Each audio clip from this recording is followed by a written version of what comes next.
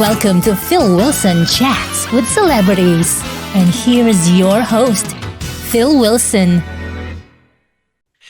In a world where the music charts are dominated by manufactured acts, TV talent shows, and overproduced songs, which I know a lot of them, the return of the chart-topping Queen of Rave, Rozalla, known worldwide for her hit single Everybody's Free to Feel Good, is heaven sent for all classic dance and pop fans with the release of her new single Lot of Love and fabulous new album Turn on the Light.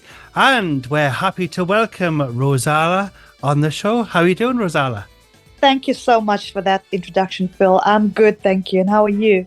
I'm very good. And yeah, even better for seeing you. I mean, my goodness gracious me, I've played your music on the radio for that many years. It's unbelievable. And then to end up speaking to you after all these years, it's just fantastic. Thank you so much. Where's all the time gone, hey?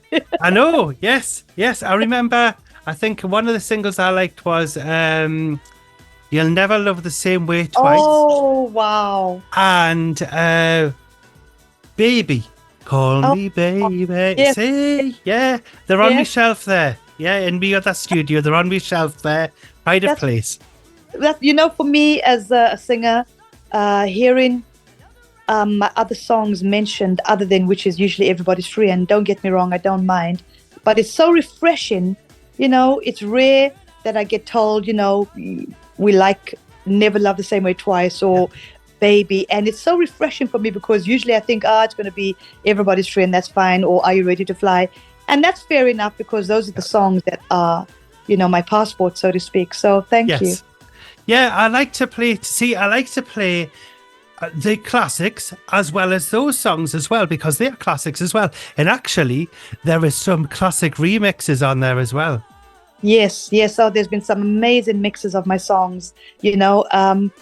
What happens is, Phil, I get so many mixes of individual tracks of my own that over time, I myself I'm discovering them and I'm going, wow, is this me? Oh, this is great. Oh, I love that mix. That's right. And there's loads of Frankie Knuckles mixes as well. The late Frankie Knuckles, absolutely amazing. And he's also well known for remixing things for Kathy Dennis as well. Back in the day. Honestly, Frankie, what a talent. And Michael Jackson, which we'll be talking about a little bit later. Jackson, I mean, when I look back at my career, I just have been blessed with so many, how can I say, mountains of spectacularness in working with people like Michael Jackson, Frankie Knuckles. I mean, it's just been amazing. Now, for listeners who are just discovering your music, the ones that like the millennials and people like that who are discovering your music now because it's all in fashion, all of the 90s stuff. What is it that, are you from a musical family?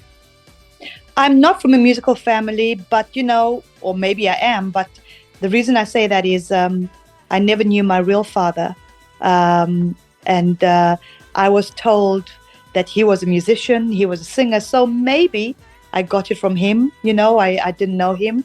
I met him for the first time in my life when I was 19, and it was really emotional and lovely to meet him. But I guess you could say maybe I got it from him, because he was a musician and a singer. So maybe. So is that where your love of singing and music began? From Africa. I was born in Zambia, yes, and all my life, all I ever wanted to do was become a singer. I'd be singing at any given, at barbecues, at parties, that, when my aunts and uncles and my relatives had a barbecue or party, they knew I'd be part of the entertainment. So they'd be like, oh, let Rozalla come and sing. Or they'd be like, doesn't that little girl sing? Call her to come and sing. And I was only too happy to oblige. Excellent. Absolutely love that story. Now, I hear you appeared on children's TV in your native Zambia. What was the experience like? And can you remember what song you performed to the nation? I can't remember exactly. I think it must have been a cover that I sort of mimed over. Right. But also what was important that time, Phil, was that was my first time ever experiencing what it was like being in a TV studio, facing cameras recording me, being spoken to and asked questions by the host. That was my first introduction to what I never knew was going to come years later. So I guess you could say it was my apprenticeship. Definitely in front of probably a massive audience as well. The whole nation will have been tuned in, because I bet back then there wasn't that many channels, not like these days, where you've got like 300 free views and all that carry on. Oh, you're spoiled for choice now. I mean, there it was only one channel, and then the channel was, turned on at a certain time and switched off at a certain. Normally by midnight it was over. So the children's special was maybe at 3:00 in the afternoon, and then that was it. And missed it, and that's it. I wonder if there's a recording of it anywhere. Oh, honestly, believe me, I have looked everywhere for that. Really. And is the television company long gone? I believe so. I think so. Or in Zambia, it was ZBC, Zambia Broadcasting Corporation. Yes. So probably was definitely under that title. Yeah. Now, when you were at school, when you were growing up, were you in any kind of school productions? Yes, when I was in school, particularly in high school in Zimbabwe, I did a play called, what was this play called? Oh gosh, it came and it's just gone. But anyway, I performed in this play, and my headmaster and my head teachers were sort of like their eyes open. They're like, oh.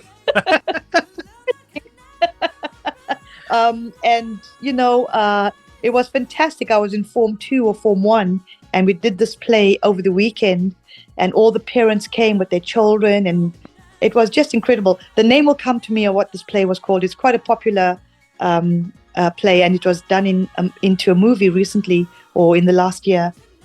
I can't remember it, but anyway, yeah. Yes, well, I might come back to you a bit later. Now, in your late teens, you left Zambia and relocated to Zimbabwe to pursue your music career, fronting R&B bands, performing covers. And where did you perform, and what songs did you sing?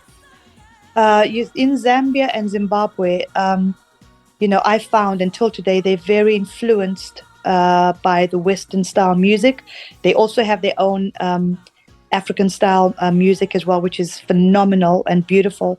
So I sort of was hooked to the Western style music, and that's where I guess I got where I wanted to go to for my future career. So we did a lot of Western style music with the band.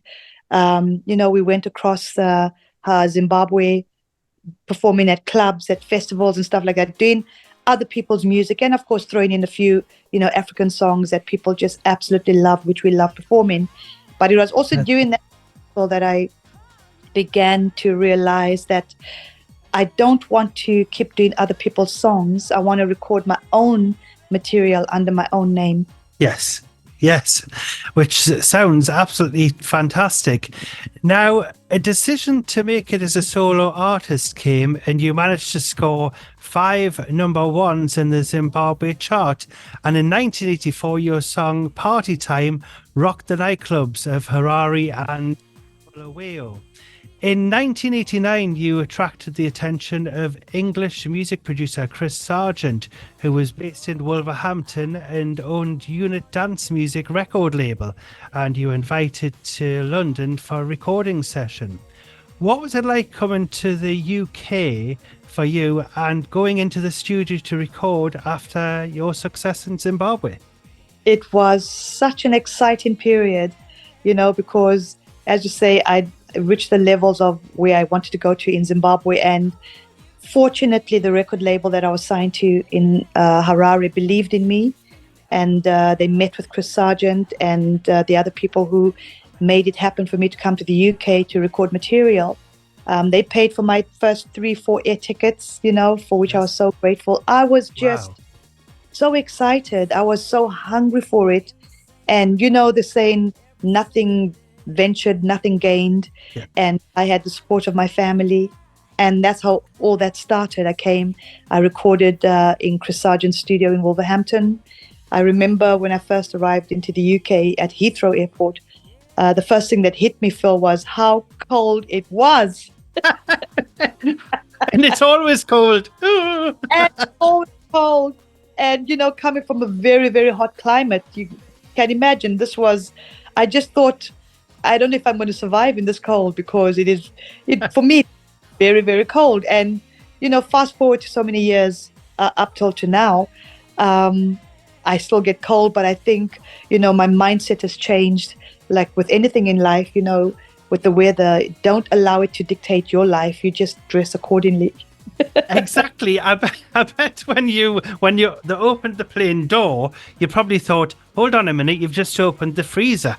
Exactly. And then my friend waited for me, and they had this duvet type jacket for me to put on, and right. I didn't understand, why am I wearing such an unflattering duvet type jacket? But oh boy, it became my thereafter.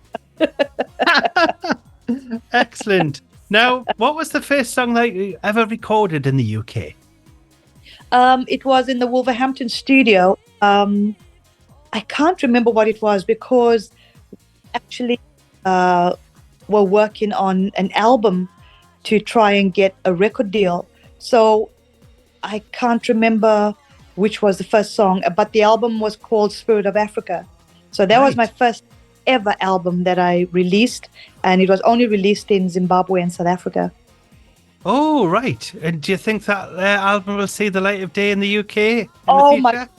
Honestly, I don't know, Phil, but I've had quite a few fans who have somehow managed to find it, because I can't find it. I've only got one copy that's vinyl, that's in a special place up in my house, and they all keep asking, can you get a hold of it? I've Googled it. For the life of me, I don't know.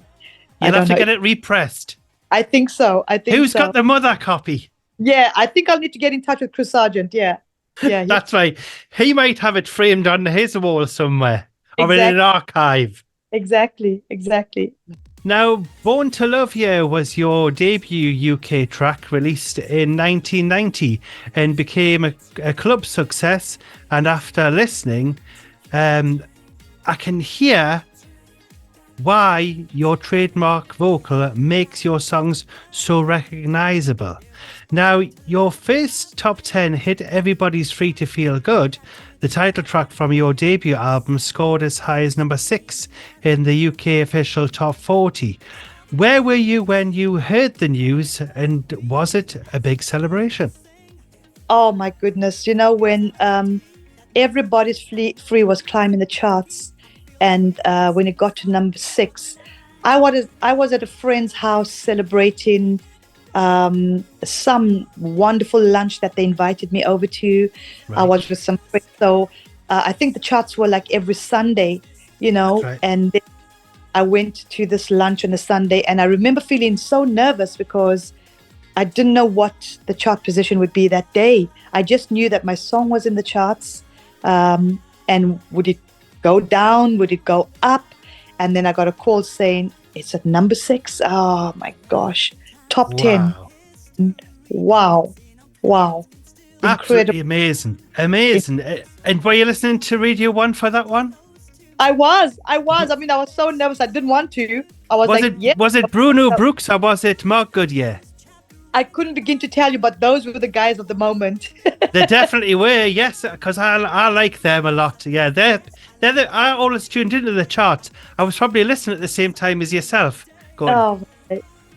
Yeah.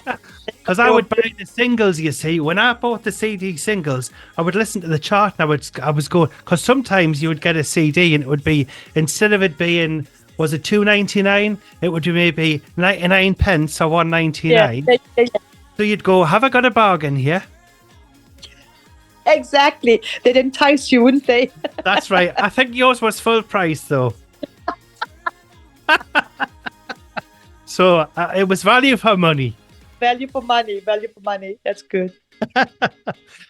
Now, I've got to ask you about your appearances on Top of the Pops. What was it like, your first appearance, and who were you on with? It was amazing. I had the fortune of, if I remember correctly, being on Top of the Pops 8 times, which was incredible.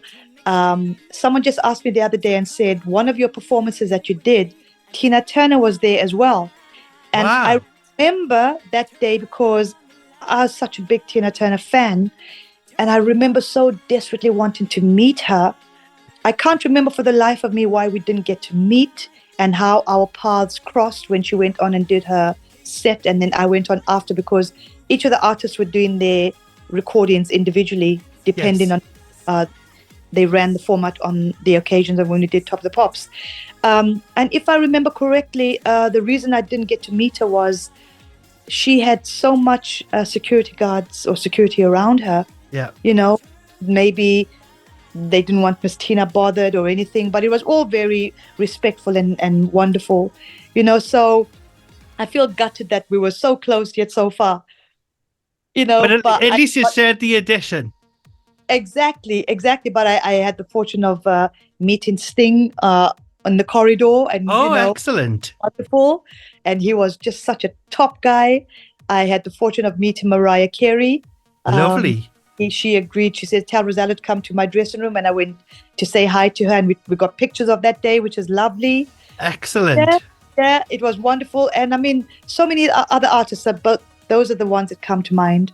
Yeah, I like Mariah a lot. Yes, I'd like to have her on the shows in the future. Yeah. You just give her a phone call, Rozalla, if that's all right with yourself.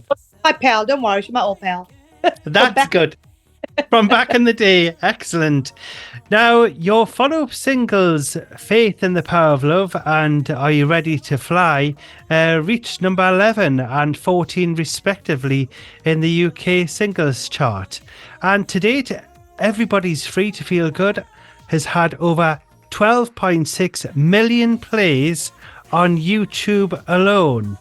Wow. Now, your ever-increasing profile was reflected in 1992, where you were invited to support Michael Jackson for 43 of his dates on his European leg of his Dangerous tour, which included 2 nights at Wembley Stadium. What was it like being asked by Michael to be support?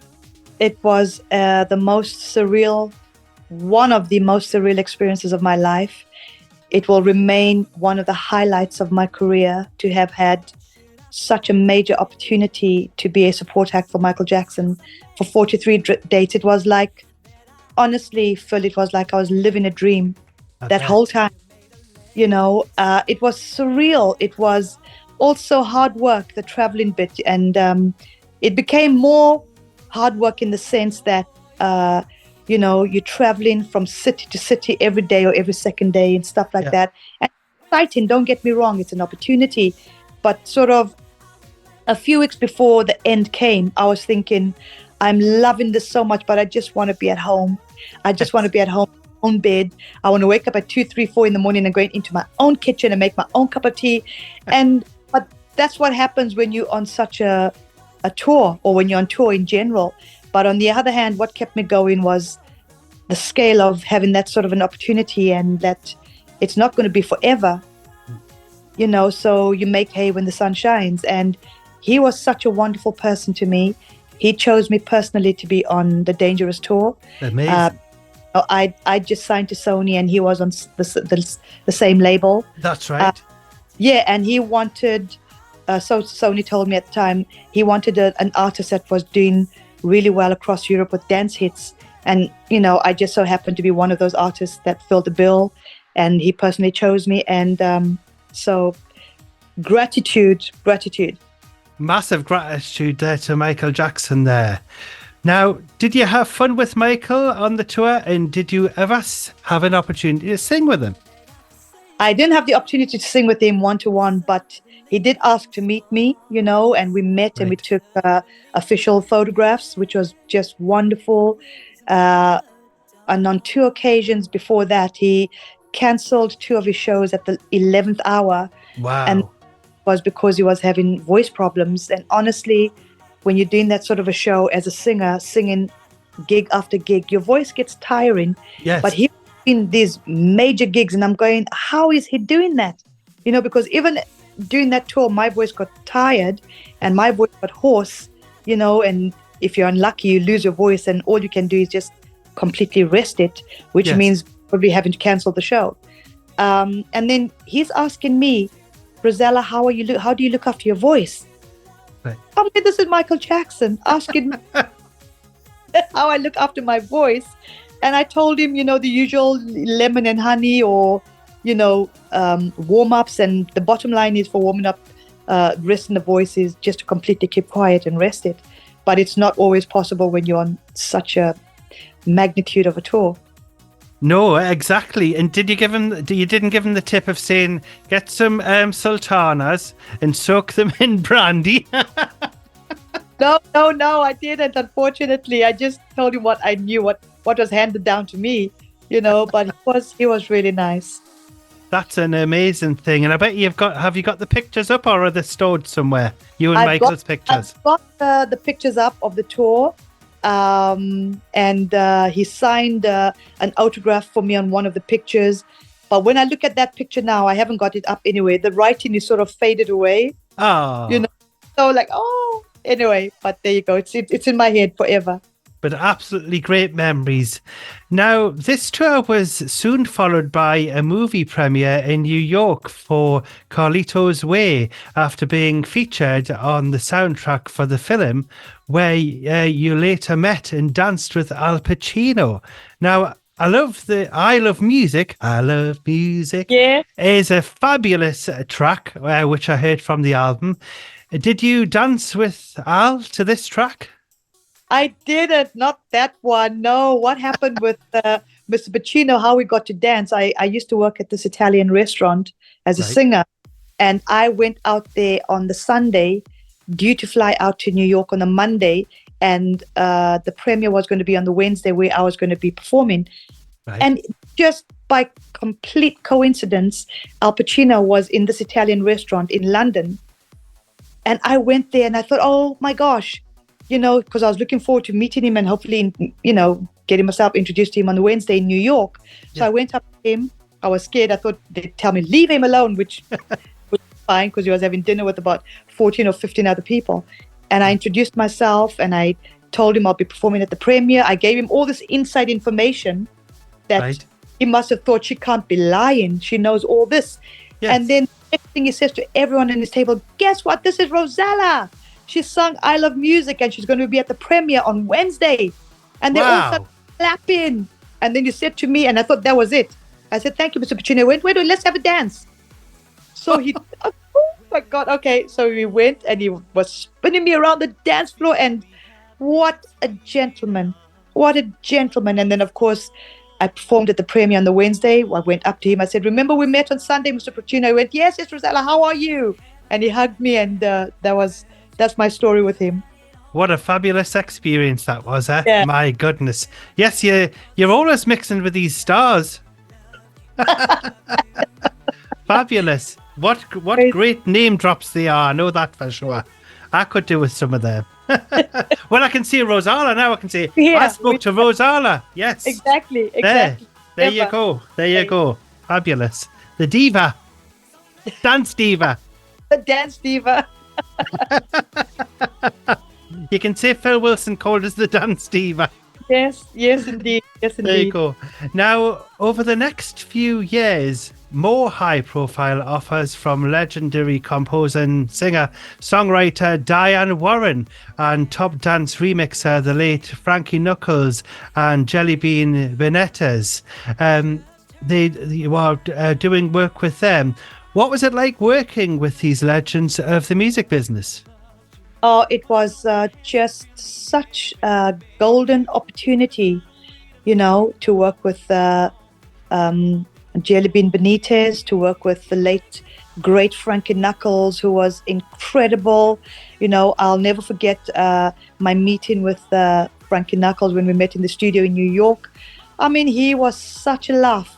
And we did Baby and we co-wrote some tracks together. And each time, whilst I was in the studio working with him, he'd bring me some fried chicken and some collard greens. Excellent. And some mashed potatoes. And oh, my gosh. Lovely. What a lovely man. And then, of course, Jellybean was just so wonderful. And my Jellybean's association for me at that time was he used to be with Madonna. They were girlfriend and they, and he was such a talent. So also working with him was just wonderful. And Diane Warren, what was it like writing with her? Oh, Diane Warren was just fantastic. And she grew to like me. I grew to like her too. In fact, I grew to love her that, whilst I was recording in her studio, she invited me over to her house in Los Angeles, up in the hills. Wow. And I thought she must really like me because she invited me personally to her house to have lunch and to hang out, and spent the whole afternoon there, and she was playing us songs, and just what a lady, honestly. And she, we decided to call the Look No Further album, which is the title track that she wrote for that for the album. And what a talented woman. But equally what I got away from that was how down to earth she was, because if you look at Diane Warren's record of the songs that she's written, has been from complete hardcore rock bands to Celine Dion to little old me, and it's just incredible. The catalogue is massive, isn't it? Catalogue is massive, and it's amazing. And she really is just like, she just churns them out. It's like she clicks her fingers and they just out. But she deserves all her success. She's just a lovely human being. Because she did some work with Diana King as well. I remember that one. Yes, she did. Shy Guy. That's right, Shy Guy. I also had the fortune of performing somewhere in America. I can't remember, with Diane King, and that's how I got to know her as well. And again, what a lovely lady she was, Yeah, just incredible. Absolutely amazing. My goodness, you've been in the Hollywood Hills. I know. Unbelievable. Excellent. I love it. Now, your second album, Look No Further, featured tracks from who you had recently worked with and scored 4 more hits charting in the UK. And as the 90s rolled on, girl and boy bands and Britpop was around, which seen acts like yourself, Rozalla, suffering with all of the, with the charts and such like. Now, despite this, you've never given up your passion for music, and you continue to release songs. And you toured with Billy Ocean across the UK. What was life on the road with Billy like? And do you have any memorable moments that you could share with us? Oh, life on the road with Billy was incredible. We were looked after by the same management at the time. And this album that I released at the time that got me the opportunity to support Billy Ocean was what I would call one of my dream albums. It was sort of easy listening jazz. Right, lovely. So Billy liked it, and he's like, come and open my show for me. So that was just incredible. And we toured across the UK, and we did 53 dates, but not solidly. We started the tour towards the end of 2008, and then we had a couple months break, and then we came back and continued till the end in 2009. So that was just wonderful. And of course, I got to see parts of the UK I'd never otherwise would have gone to. Yes. One of the memorable experiences, because we were, doing the shows every second day or every third day, and it was on all the time. My voice got so tired the one time, like I was saying earlier with Michael Jackson. Yes. And almost lost my voice. And with the Billy tour, I had nothing to hide behind. I just had a 3-piece band. Right. And my voice, and the audience sitting down to a capacity of maybe 2,000 to 3,000 people. Wow. And I thought, gosh, my songs from this album anyway can be sort of quite high hitting. And I thought, I'm going to croak. I'm not going to make it. And then one of the shows we meant to go to was somewhere in Scotland. And myself and my band couldn't get there because it was all snowed under. Oh, right. We couldn't, there no way we tried. The driving would have been too dangerous. All the flights were cancelled. And then, of course, the trains were just not moving. So unfortunately, I wasn't able to do those 2 gigs. But, when I look back at it, it gave me a chance to rest my voice. Yes, of course, yes. Everything happens for a reason. That's what I always say. Exactly. Everything happens for a reason. And I thought, oh, it rested my voice, So, but Billy went on with the tour because he'd already gotten there. He was nearby. And so they went on with the show. But yeah, so that's one of my memories from that. Excellent. And he seems a bit of a character as well, Billy. He looks like he's got a bit of one of them cheeky faces there. Like, when he smiles, you think he's a bit of a comedian, him. Practical joker, was he? The top guy. He is a practical joker. He's an absolutely top guy. And Billy, although I'd known it, but I sort of got into bad habits, made me realize that it's so important to do vocal warm-ups before your shows. Yes. He started teaching me how to do my vocal warm-ups. It's a habit that I got out of, which was very bad. And now, without fail, I try my best to do a vocal warm-up, and I can't begin to tell you how helpful it is. So he taught me that, and he also got me to do a duet with him towards the end of the gig, one of the shows, which I was so grateful for. And Billy, his voice is just gold. And he's one of those artists. When you watch Billy Ocean, every song that he does, Phil, you just think, oh, I know that song. Yes. I know that song. It's just the list is on and on, because he's just a cultured musician. Just incredible. Absolutely magic he is, yes. And he's done work for BBC. He did the BBC Radio 2 Party in the Park, I believe, a while back, which went down a storm. Which hopefully you're going to be on next. Fingers crossed. My hands. Fingers crossed. Fingers crossed. Now, in 2015, A Twist of Fate brought you your single, If You Say It Again, to the forefront of Frank Carrello, who you had worked with when you were signed to Sony, and with his radio promotion helped the single climb to number 5 on the Billboard dance chart and spend 13 weeks on the chart. What was it like getting this news and being back in the charts, and especially stateside? Oh, Phil, after everything I'd gone to up until that period of not releasing any material for some years, which, when you look back, everything happens for a reason. I was still going out and doing live work whenever it came, or stuff like that, and just getting on with my life. And then this came, If You Say It Again, and I hadn't been in touch with Frank for so many years. And, there were always these angels, strangers who I didn't know, willing to help me, willing to get my music out. If You Say It Again came by a fan that messaged me on Facebook and said, I've got this track and I think you'd be brilliant for it. And right. I know it's UK, go and record it there. I'm like, well, why not? What have I got to lose? So I went and I recorded If You Say It Again, put the vocals down. And then this fan, who's a songwriter, sent it round to producers. And one of those songs fell on the lap of Frank, and he got in touch with me saying, oh my gosh, it's been a long time, Rozalla. I think this is a great song. I want to take it to my other producer friends and they can do mixes and let's just see what happens. I'm like, Frank, go with it.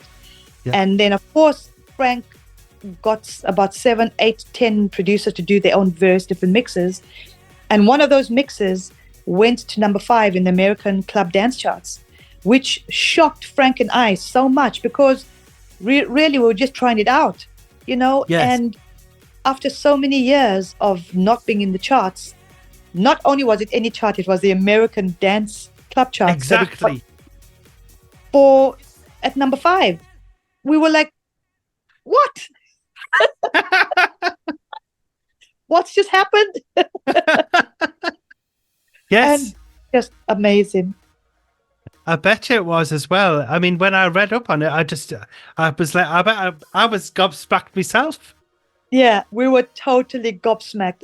Totally. And then, of course, other things followed, and I'm sure you got the questions to come, so I won't say, but yeah, absolutely great it was. But yeah, a great joy there, obviously, to get that chart success in stateside as well, because that is a very hard market to get into, even these days. Totally. It's such a tough market that, Billboard is such a prestigious name. It is.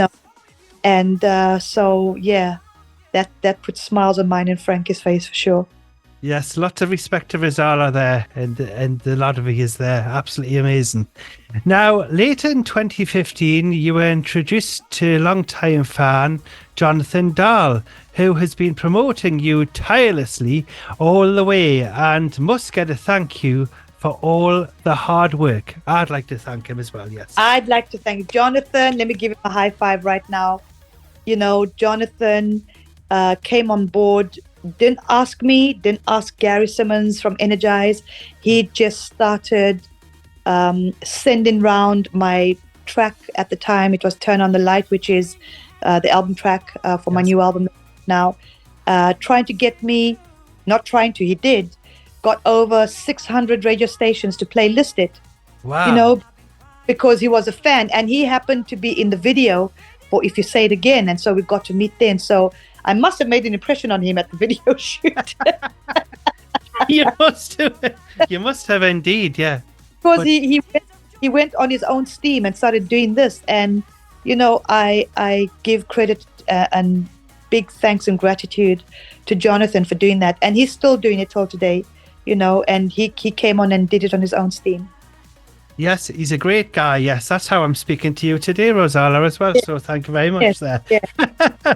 Now, in the same year of 2015, a chance encounter in a London bar with Rob Saunders of Deuce of I Need You fame encouraged yourself to re-release Everybody's Free, which has reignited the creative light with the production on your new single, Lot of Love, and also album, Turn on the Light.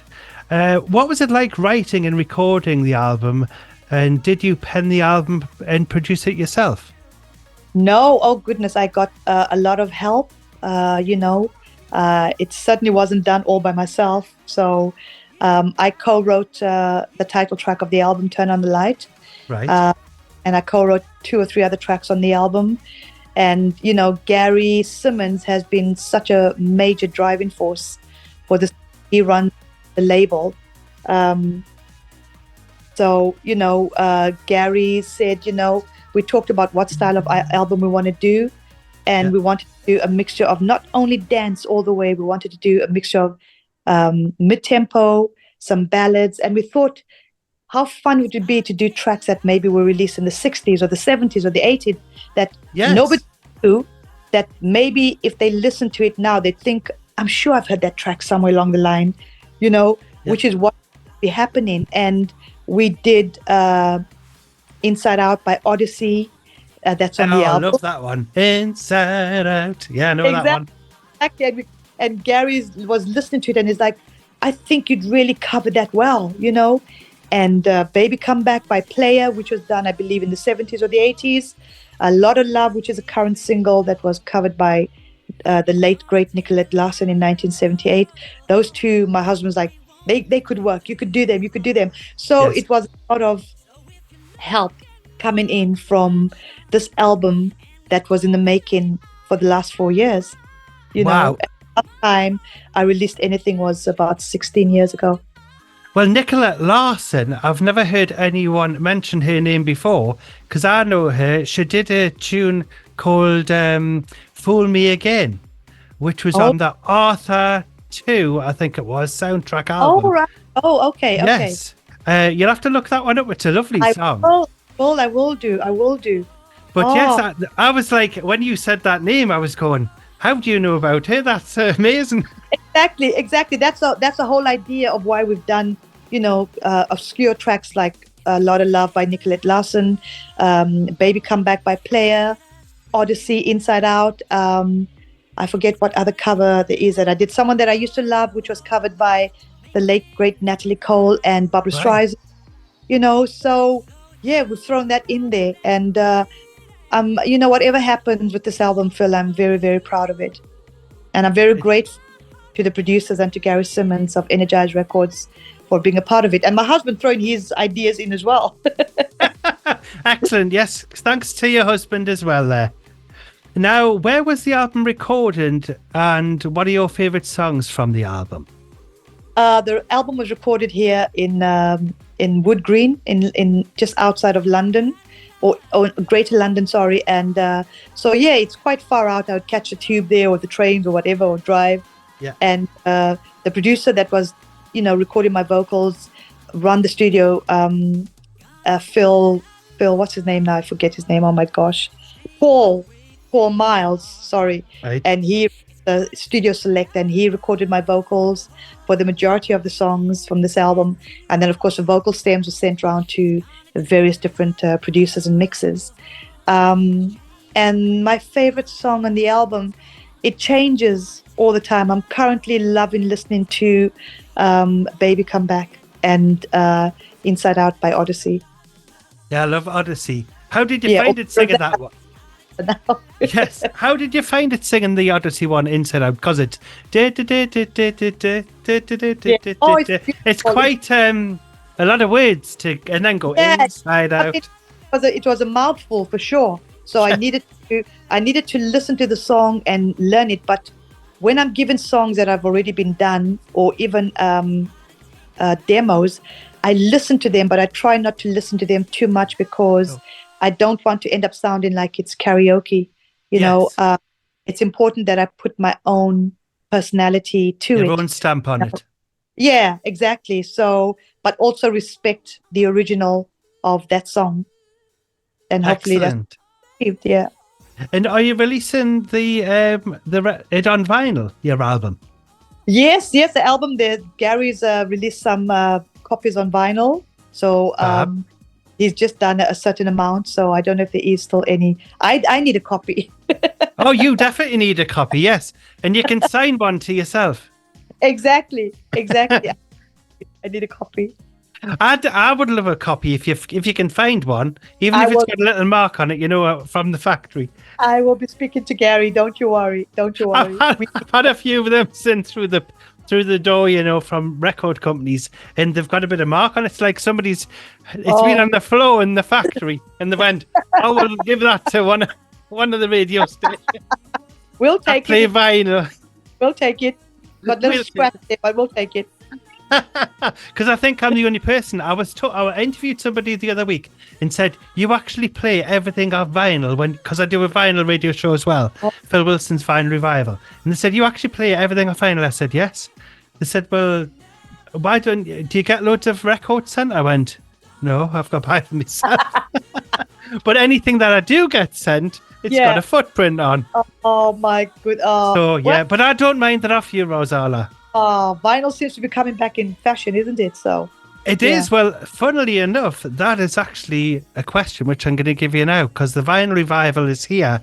So I've got to ask you, what is your favorite album on vinyl that you have ever bought, and what song would you play for me if you had a turntable now to put the needle on the record?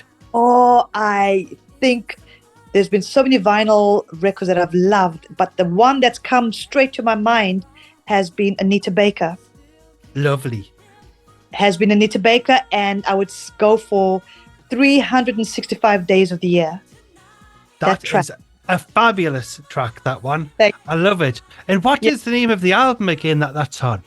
Oh my, now you tell me. Oh my goodness. I can't remember the title of that album, but I've got that somewhere. That's just been my all-time favorite. I'll have to look that one up, but I know that song. And when you listen to that album, it's like she released it not long ago. It's evergreen. A lot of her music is never ever dated. Yeah, it's always in that when you put an Anita Baker album on, you are in that zone, and you could be in, absolutely timeless. Her voice is golden, just beautiful.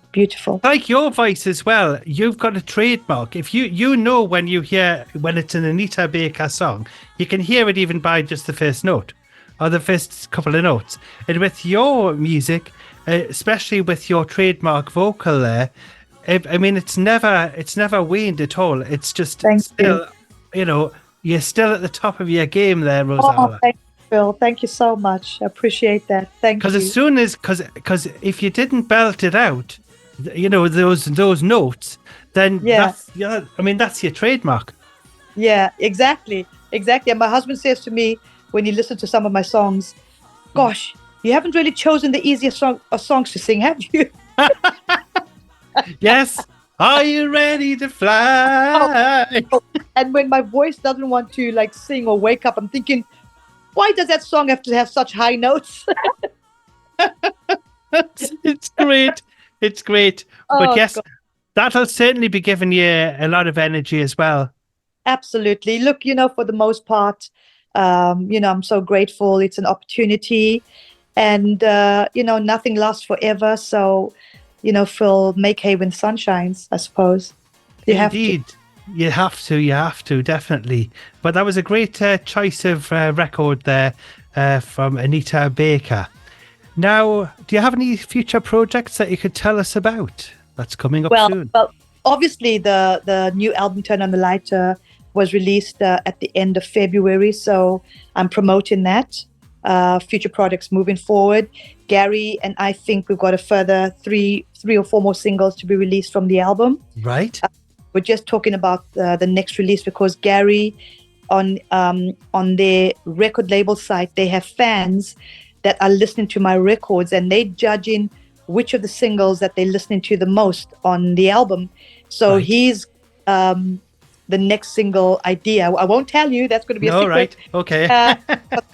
But he thinks the next single should be blah, blah, blah, because the fans seem to be downloading that the most. So that's how we're going to go and do the next 3 releases. And then, of course, we're already talking about recording the next album. But it won't be your usual album like the one I've just recorded. It's just something in the planning, and I'm very excited. And it's going to be something a little bit different, something a little bit cheeky there from Rozalla. Oh, yes, indeed. But you know what Gary wants to do is not leave such a wide gap in between. No. Yeah. I know what you mean. Yeah. Because I always mention on the radio shows when I'm doing all of the statistics and everything, and I'll say, that single was a one-hit wonder. And the reason for that is I normally say it's because with the promotions team, they delayed a lot of things. Yes. And I think it's like if you get quite a few singles out quite quickly, sometimes that does work. Because even back then, it was silly for them to hold back because there's the charts is that that changeable all the time, and there's all that music being fired out all the time. That's right. It's fluid. Like it's constantly moving. As soon as you say Rozalla, as soon as you say Rosalla's, this is a brand new single.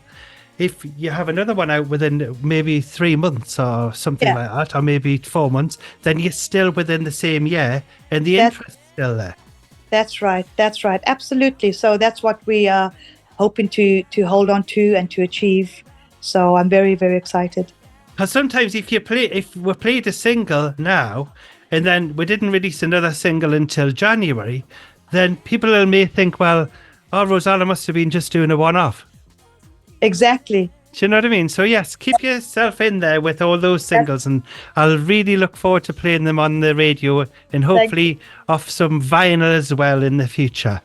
Thank you so much. Thank you. Now, Rozalla, where can listeners follow you and buy your music? They can follow me on Facebook, on X, and I handle all these socials myself, and my preferred is Instagram. Your preferred is Instagram as well, so we'll have to search for you there. And are you just under Rozalla or Rozalla Music? Rozalla or Rozalla B. You'll find me because I put in Singer of Everybody's Free or whatever. So hopefully you won't find an imposter because they are there. So yes. Well, actually, I found an imposter. Who was it again? It was Susie Quattro. I found an imposter. Oh. I contacted Susie and she was like gobsmacked. So everybody commented and was able to find out because this was on YouTube. And it said that she actually was no longer with us, but she was because I just spoke to her, months before.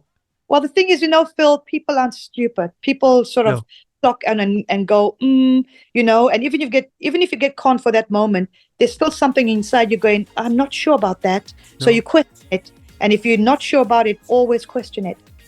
Exactly. But yes, Susie got that sorted. got that video took down or whatever, but it just happens all the time, doesn't it? Funny world we live in these days, Rozalla. They honestly just have to keep managing and dodging those bullets when they come our way. Definitely. Now, Rozalla, it's been such a privilege having you on the show. Unfortunately, we've run out of time, so it means you'll be able to rest your voice, because we want you to be able to get those that singing voice, because I believe you've got something special coming up tomorrow, which will, something to do with the BBC. You'll have to rest your voice for that, because there's something going to be happening there. But it'll have already happened because we're talking now, you know what I mean? But would it be possible, Rozalla, for you to introduce your latest single, Lot of Love, taken from your brand new album, Turn on the Light? I would love to. The next track coming up is my new single, and it's called Lot of Love. Well, a lot of love to you, Rozalla, and thank you so much for joining me on the show. Thank you so much, Phil. Appreciate it. Marvellous. And would you like to come on the show again in the future, or have I frightened you away? Honored.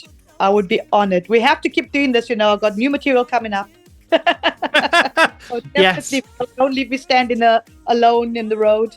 No, I certainly won't. No, I'll be there. I'll be there with waving a flag for you there, saying, I'm over here, Rozalla. I love it. Thank you. Right. Take care now, and all the best. Thank you, Phil. Take care. Thank you. All Bye.